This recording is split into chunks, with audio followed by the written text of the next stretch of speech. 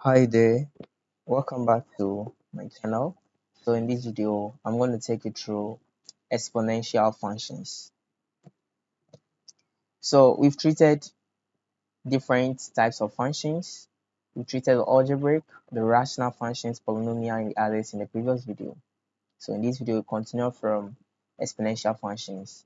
Please, if this is the first time you're being on this channel, kindly subscribe to support and don't forget to watch the videos to the end. So I'm going to take you through the fundamentals of exponential functions. What are exponential functions at all? So generally, exponential function is represented as f of x is equal to a to the power x. Okay, so a to the power x. And for this to be an exponential function, our a should always be greater than 0, right? Our a should always be greater than 0. Now, our a cannot be equal to 1. Take note. So for this expression here to be an exponential function, our a should be greater than 0. Then the x up here is representing the what variable for our function. But the a should be greater than 0, but shouldn't be 1. But when a is 1, you are getting 1 to the power x, and whatever you should get 1. So we are not interested in that. Okay. So generally, if you have this expression a to the power x, okay, the domain of this function, you can't have any number of x to make this function undefined. There is no number that can make this expression undefined. So the general domain for exponential functions, general domain for every exponential function is given as a set of all real numbers, or you can say that open negative infinity, positive infinity, open. Every exponential function is having a domain of a set of all real numbers. You can't have any value of x to make this function undefined. Now, what is the range? The range of our exponential function. This one too, we find the general range. So for the general range for exponential function, you realize that if you put a negative x here, assuming you've got let's say 2 to the power x, and you are saying that x is not x, but let's say negative x, let me make it negative x, our function will become 1 over what? 2 to the power x. So in all cases, we can never get a negative output from an exponential function. Whatever you put at the x, whether negative or positive, you end up getting a positive value. When it's negative, you only get an exponential, a reciprocal function, okay? But you will never get a negative, meaning that the range here will always start from what? 0. The minimum range it can ever have is what? 0, right? Then the maximum is positive infinity. It can't have any range to be what? Negative. So please take note of these two, the range and the domain of what? Exponential functions. On this note, I can give you a representation of what exponential function look like. So you realize that on the row number system, I can have exponential function.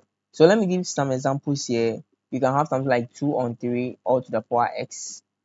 You can have something like 2 to the power x. They are all exponential functions. 3 to the power negative x.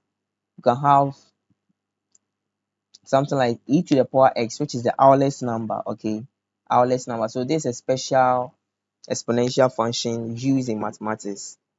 So e is an Euler's number which has a value 2.71828. Okay, so take note of that Euler's number. So now you have this graph, so we can draw randomly e to the power x. So once you have e to the power x, okay, if you put a negative number here, you know that you surely get a positive output, right? So the least number you can put here is what? 0. When you put 0, you are getting something like what?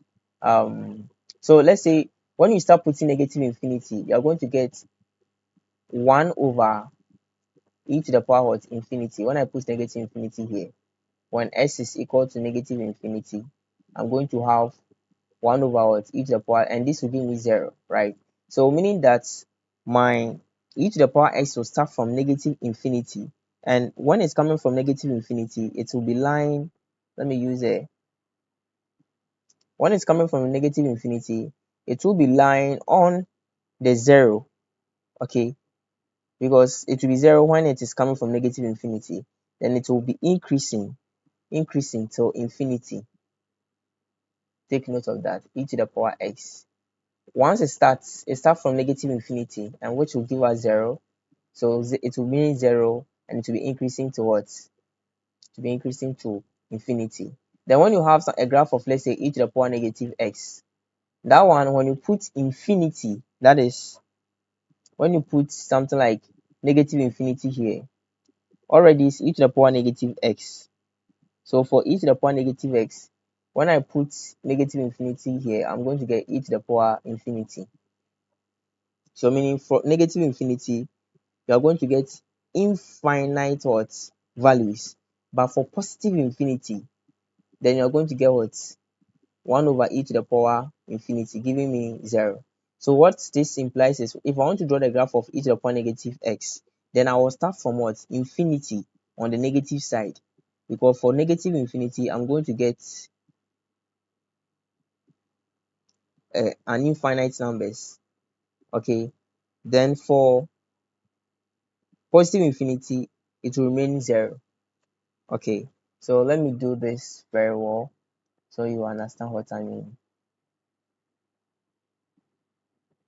So let's say this.